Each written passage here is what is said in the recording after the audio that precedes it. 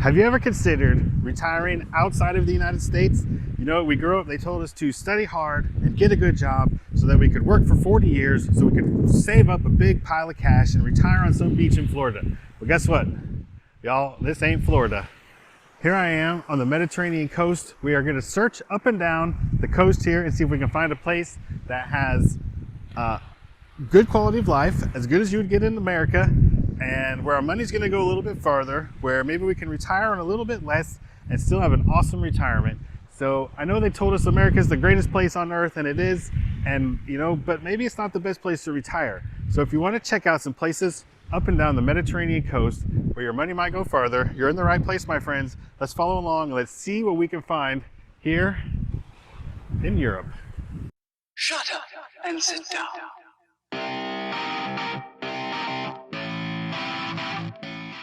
Just in case we haven't met, I'm Jeff. This is the Retirement Mentality Channel, a place where I want to change your mentality about retirement.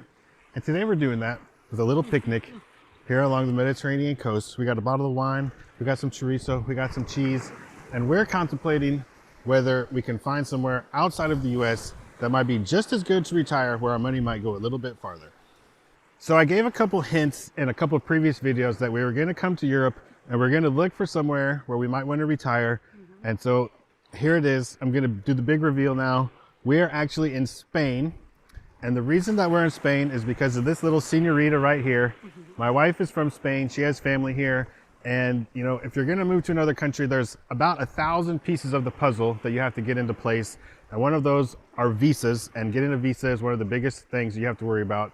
And so being married to a Spanish person, He doesn't need a visa. I don't need a visa to start off with.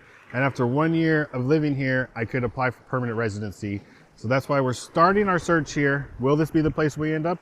I don't know. We've hit about 3 or 4 different cities so far. And we've got a couple no's, we've got a couple maybes, and we're gonna take you up and down the coast and we're gonna show you where we've been and show you some of our thoughts. And we're also gonna show you a budget of what our numbers look like of living in Florida versus what they would look like living in Spain. So let's get ready to see a few Spanish cities that you could retire on for less money than the US. Okay, before I start getting a bunch of hate on saying that America may not be the best place to retire, I'm not saying it's not a great place, and it's definitely a great place to make money. That's how I made my money. That's how I was able to retire early. But this is how the whole concept of geo-arbitrage comes into play. If you can make American dollars and then spend them in another country where they go a lot farther, you can get more for your money, and you can either A, get a more extravagant lifestyle, or B, maybe you can retire a little bit earlier with a little bit less money and then still live the same life you could live in the US, but maybe somewhere like this. I don't know if you can see that. There's a nice sweet sailboat that's about to cross through the back of the frame here. So using geo-arbitrage, Spain's not going to be the cheapest place you could live. You could go to Southeast Asia, you could go to Thailand, the Philippines, Vietnam. There's a lot of cheaper places you could go. But I think in Europe, you're going to get a higher quality of life. And we'll show you that through some of these towns and cities that we're going to go through and show you that may be options for us to retire. Okay, so let me set this up for you guys a little bit here. We're going to be traveling through Spain, but I think a lot of what we're going to go through in this video will apply to really any place in Europe that you might be thinking about retiring, whether you want to look at Portugal or Spain or France or anywhere. I think a lot of this will apply.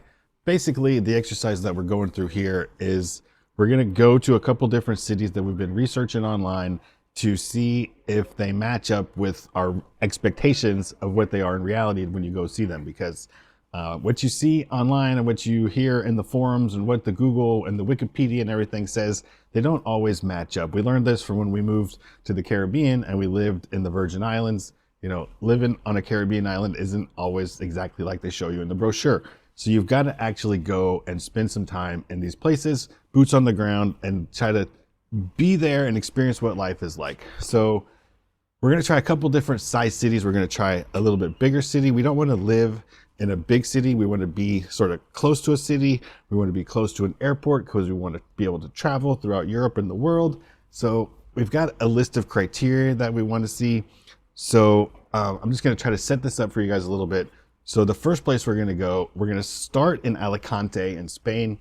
And Alicante is definitely too big of a city for us, but it has a major airport. So we're going to try a smaller coastal town right on the edge of Alicante, called El Campeo. And we sort of found El Campeo through some of the Facebook groups that I'm in. People suggested it, that it has a lot of expats and it's expat friendly. And we don't want to just be surrounded by expats, but we do want to have some expats. My Spanish isn't great. My wife is Spanish, so obviously her Spanish is wonderful. But I do want to have some options to have some English speaking friends. I do want to have Spanish friends as well. So we want a mix of the two. So we're going to start over here in El Campeo. And we're going to also see another town called Busat, which is another town that was recommended in some of these Facebook groups. So we're going to start there, and then we're going to work our way down south through Mojácar, through Bera, through Las Negras, and work our way all the way down to San Jose, which is here in the background. So I'm going to give you guys, we're going to start in El Campeo, and then we'll kind of work our way south from there. Okay, well, we're just packing up the car, leaving El Campeo. So I thought I would do a little wrap up of pros and cons of what we thought about El Campeo. You want to do pros or cons? It doesn't matter. Well, the pros is obviously the beach. You can show. Yeah, the beach is awesome. It's pretty. The waves have been like this the whole 4 days that we've been here. Pretty tranquilo, and the vibe is super tranquilo. But again, it's the low season. They say it can get pretty crazy around here in the winter time. In the summertime. In the summertime. This promenade is super nice. Very walkable and bikeable. Tons of bicycles. It takes like 20 minutes to walk from one end to the other end. We're staying right directly in the middle. But you could actually walk all the way to Mutamel or San Juan de la Alicante, you could go forever.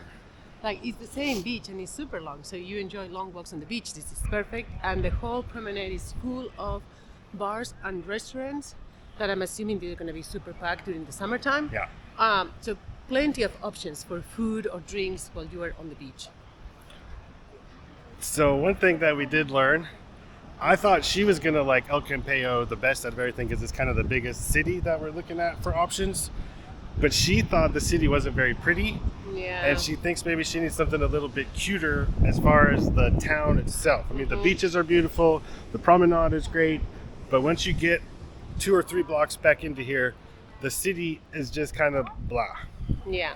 That is my main. No offense, El Campeo. Yeah, that is my main thing. I do have to say though that the size of the city was a surprise for me. I don't know. Some people people from Spain like me might not even consider this a city, but for me, it's the perfect size. Yeah, I like the size. It has everything that you need. I mean, you have different types of supermarkets, bigger and smaller. You have pharmacies, you have doctors, you have anything that you can think of. Yeah. That you need in a city.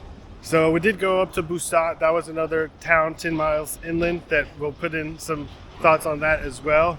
But I guess overall, this is a no.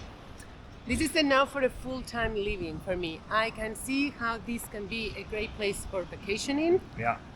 If you want to relax. You have the marina right there. You can walk right over to the marina, keep a boat, rent a boat, rent paddle boards, kayaks, all that kind of stuff. Mm-hmm. There's a yacht club over there. We've seen the yacht club out with their little sailboats going all week long.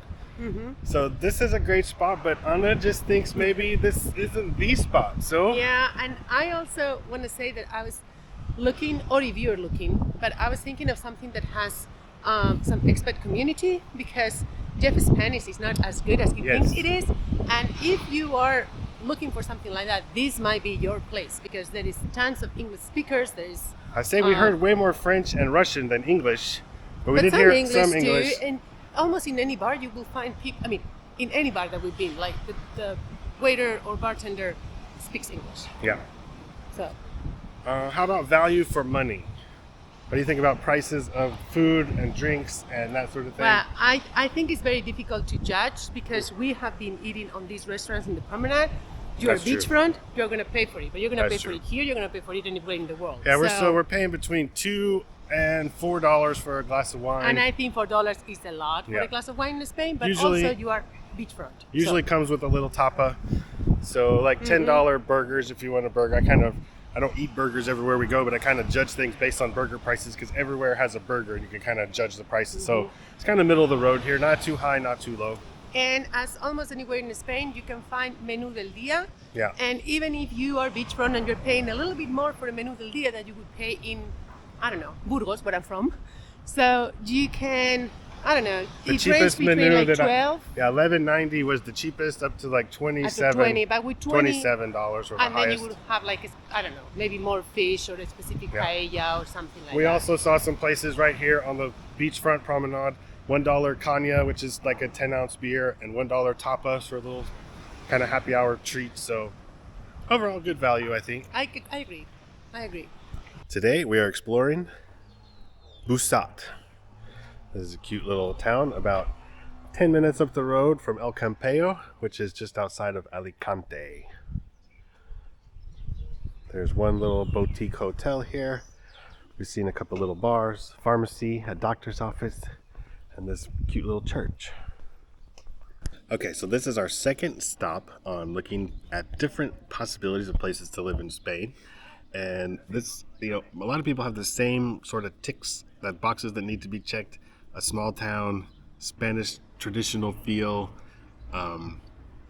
What else? Close to a beach. What else do you want to add on to that? The weather, Yes. at least for me.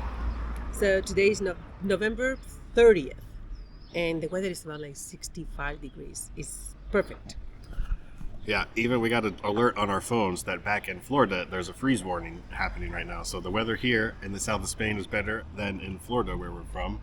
So we're just sort of checking out all these different little towns. We'll show you a little bit of walking Busat. around this town of Busat and show you what it looks like.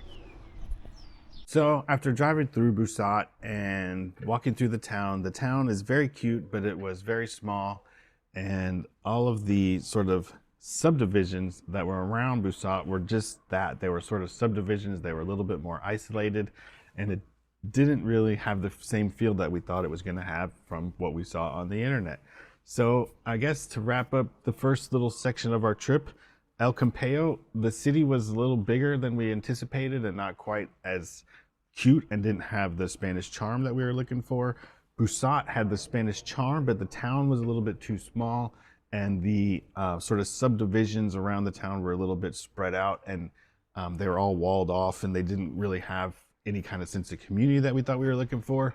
So the whole Alicante area is basically, I think, going to be a no for us. We're going to continue our search. We're going to head down south from here. As we go south, we're going to get a little bit more into nature, and the towns are going to get a little bit smaller, not smaller than Busat, but smaller than Alicante. So as we head south, continue to follow along with us, and we're going to talk about the budget in this video here. So if you want to click up here, you can see our budget comparing what it costs us to live in Florida versus what it's going to cost to live in Spain. I know that's what a lot of you maybe want to see. So I'm going to break that off into another video over here, and then we'll show you some of the other cities that we're going to go through south of here in the next video.